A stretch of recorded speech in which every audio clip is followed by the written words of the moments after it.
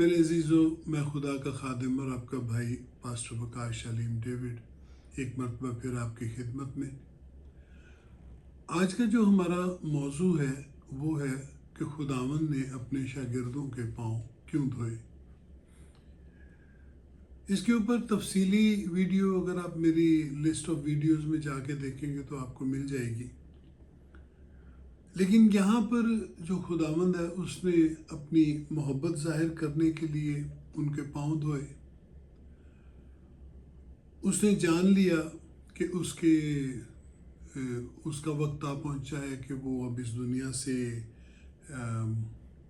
رخصت ہو، اور پھر روحانی معنوں میں، فضل کے معنوں میں، جو پاکیزگی کے معنی ہیں وہ ہمیں پطرس کے ساتھ گفتگو میں ہمیں ملتے ہیں۔ یہاں جو واقعہ ہے وہ 13ویں باب میں ایسے شروع ہوتا ہے کہ لکھا ہے کہ خداوند نے پاؤں دھونے سے پہلے اس نے اپنے کپڑے اتارے۔ پاؤں دھونے کے لیے کپڑے اتارنے کی ضرورت نہیں ہوتی، لیکن یہ یہودی دستور میں جو اوپری گاؤن ہوتا تھا، جو اوپری لباس ہوتا تھا، آج بھی آپ مڈل ایسٹ کے لوگوں کو دیکھیں تو وہ نیچے مکمل لباس ہوتا ہے اور اس کے اوپر ایک وہ قبا پہنتے ہیں۔ اس قبا کو اتارنا کپڑے اتارنے کے برابر گنا جاتا ہے۔ خداوند نے کپڑے اتارے اور پھر اس نے کمر پر ایک کپڑا باندھا جو کہ ملازم کا نشان تھا۔ یہودی دستور میں پاؤں دھونے والا اور ہاتھ دھلانے والا جو ملازم ہوتا تھا وہ سب سے ادنا درجے کا ہوتا تھا۔ خداوند نے پاؤں دھونے کی جو رسم ہے اس میں خداوند نے اپنی محبت کو ظاہر کیا کہ وہ اپنے لوگوں سے کیسی محبت کرتا ہے اور وہ اپنے لوگوں کے لیے کہاں تک جا سکتا ہے۔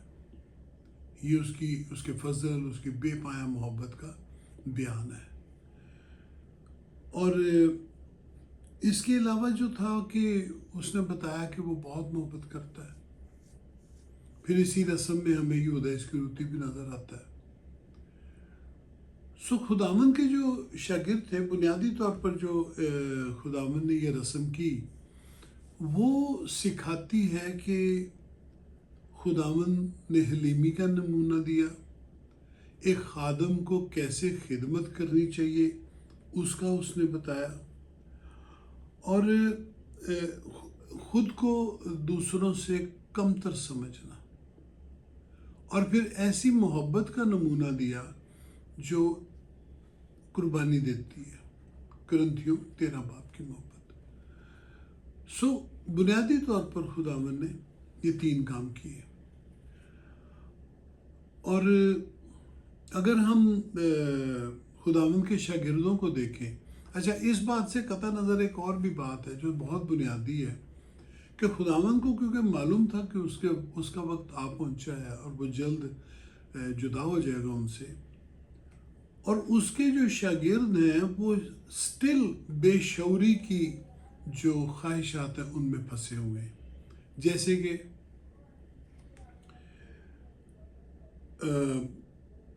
یوحنا اور یعقوب نے خداوند کے پاس آ کے کہا کہ ہمارے ساتھ وعدہ کر کے ہم بادشاہی میں ہم میں سے ایک تیرے رائٹ بیٹھے اور ایک تیرے لیفٹ بیٹھے، اور خداوند نے ان سے کہا کہ تم جانتے نہیں کہ تم کیا مانگتے ہو۔ پھر ہم یوحنا کی انجیل میں دیکھتے ہیں کہ جب عشاء بانی کی اہمیت کا اور اس کی تفصیل کا خداوند نے ذکر کیا تو لکھا بہت سے اس کے شاگرد الٹے پھر گئے اور پھر اس کے ساتھ کبھی نہیں رہے۔ اور پھر ہمیں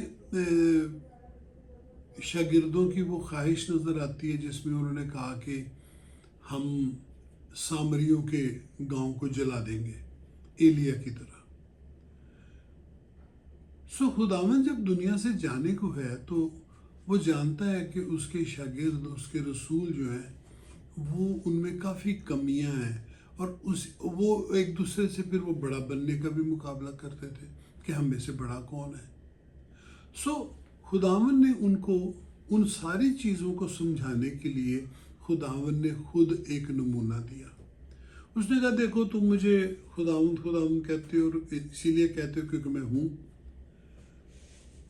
لیکن اگر مجھ خداوند نے تمہارے پاؤں دھوئے تو تمہیں کتنا ایک دوسرے کا کرنا چاہیے. سو خداوند نے اس طور سے ایک ایسی محبت کا نمونہ دیا جو صرف خداوند ہی کر سکتا ہے یا پھر دیندار خداوند سے کرتا ہے. خداوند نے ان کو سمجھانے کے لیے، سکھانے کے لیے سب کچھ کیا. سو پھر جب میں آپ سے بات کر رہا تھا کہ پطرس کے ساتھ گفتگو میں روحانی معنی سمجھائے، تو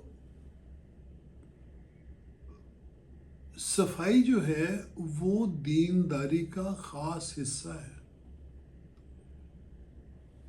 دینداری بغیر صفائی کے نہیں ہو سکتی. اگر جو نہا چکا ہے اس کو بھی تھوڑا بہت پاک صاف ہونے کی ضرورت ہے. سو ہمیں خداوند کے فضل کی ہمیشہ ضرورت رہتی ہے.